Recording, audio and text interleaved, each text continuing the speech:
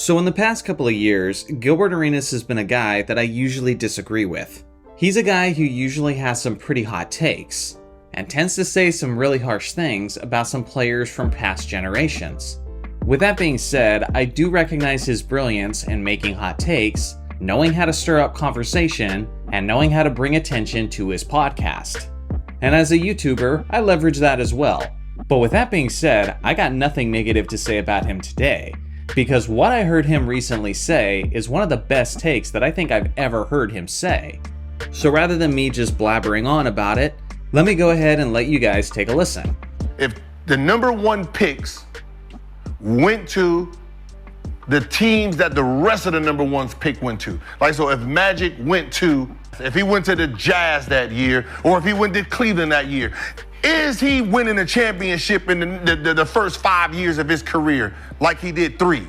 No, right? If Tim Duncan didn't go to the Spurs and he went to the last 2-3 teams, is he Tim Duncan? Because Wemby has to go to the Spurs. But if Wemby went to Boston, if Wemby went to Milwaukee, and with his talent, they're going to be trending to win the championship in the next 2 years. Now you're talking about a dude in his first 5 years got 3 championships. Now his legacy is cemented as this great, all because he got drafted to a better team because something happened the year before. The only person who built their legacy from trash to greatness is Michael Jordan. But when you talk about Magic, we know where he got drafted and his team and the greatness of it. Same thing with Bird.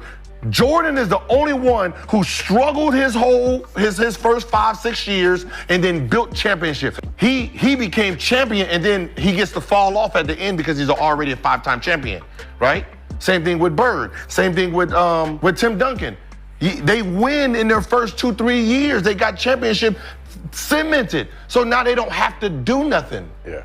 Braun, Wemby, Dwight Howard, all these number one picks, they come in a bottom feeding team. So their first 6-7 years, they're like salmon. They're up swimming.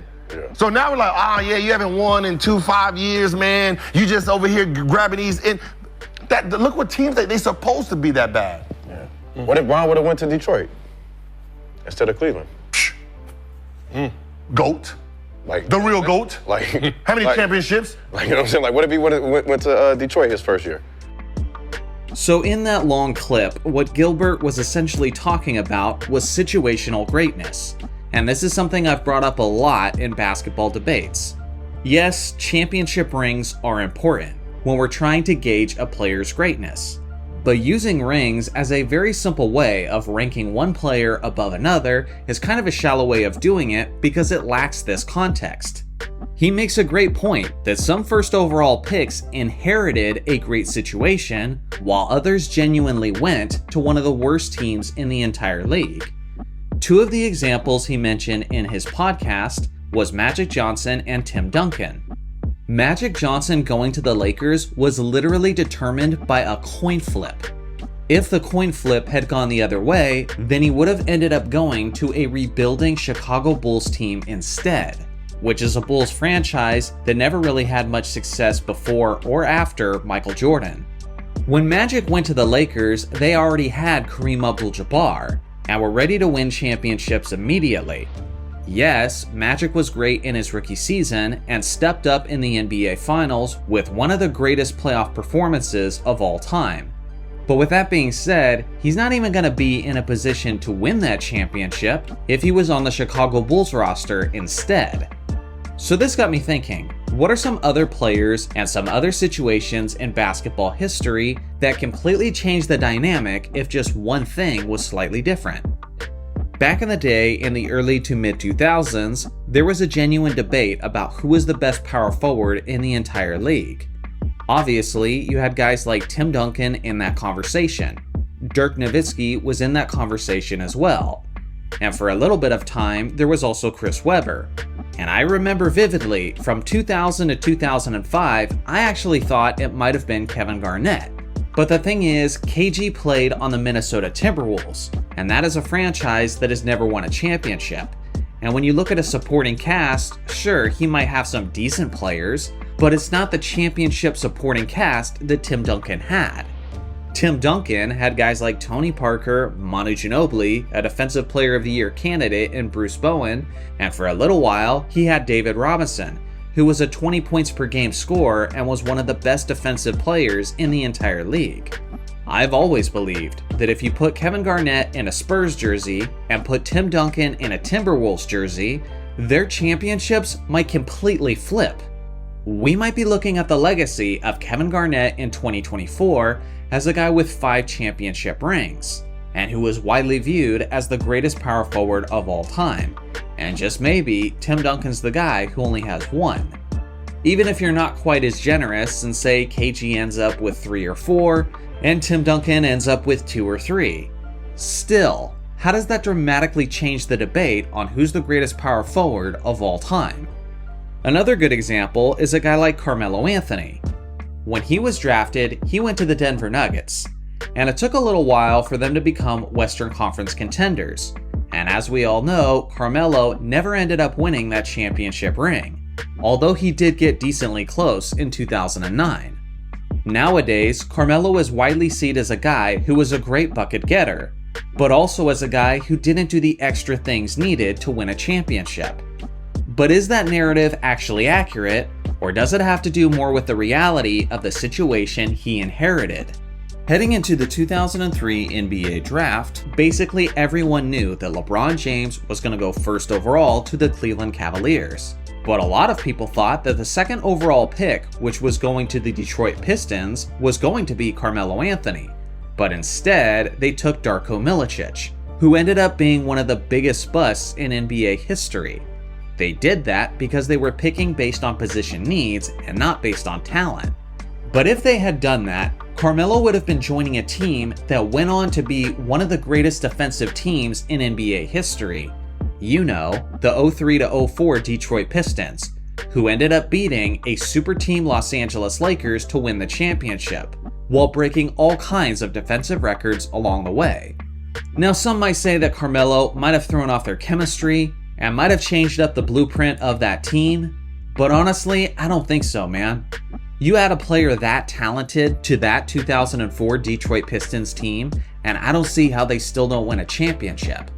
Imagine Carmelo being the top scorer on a championship team in his rookie season. How does that change his legacy? And another example is Kobe Bryant. As much as I love Kobe, do you think he has 3 championship rings at the age of 23 if he was never traded away from Charlotte on draft day? Of course not. Yes, Kobe was great at a young age, but he still needed the right supporting cast to win that three-peat, including a prime Shaquille O'Neal. In Charlotte, that's not even happening. And then what? Are we looking at a career of Kobe Bryant where he has 2 or 3 championship rings instead of 5? How does that change his legacy? Now, Gilbert's take on Michael Jordan is fantastic, because for me personally, that really is a strong reason why I consider Michael Jordan the greatest player of all time. MJ didn't inherit a good situation. He went to the Chicago Bulls with a 3rd overall pick because the team was truly just that bad. Michael Jordan took that organization from trash to treasure and led them to win 6 championships. I love Magic, and I am a die-hard Lakers fan, but even I have to acknowledge that Magic Johnson was drafted in 1979 onto a Lakers team that already had Kareem Abdul-Jabbar, and Michael Jordan was drafted in 1984 to a Chicago Bulls team that had basically nothing. Yet somehow, MJ ended up with more rings than Magic Johnson. If that doesn't tell you the greatness of MJ's impact, then I don't know what will. Imagine if Jordan had inherited a situation like the Philadelphia 76ers or the Boston Celtics in the mid-80s. How early is he collecting championships at that point? Remember, MJ didn't win his first championship ring until his late 20s. So maybe then we're looking at a legacy where he has 8 or 9 championship rings. And as Gilbert pointed out, that same thing applies to LeBron James. He was selected 1st overall by the Cleveland Cavaliers. But the 2nd overall pick was the Detroit Pistons. Now imagine a rookie LeBron on that 2004 Detroit Pistons squad. It wouldn't even be fair. They would go on a dominant championship run for like the next 5 seasons. So ultimately, I understand that this is all hypotheticals. And some of you are going to raise that point in the comments section below. But even with that being the case, I still think you gotta acknowledge the reality that not everybody is dealt the same hand. Some guys are given pocket aces, and some guys got a 7-2 offsuit. But regardless, they still gotta do the best they can with the hand they're given.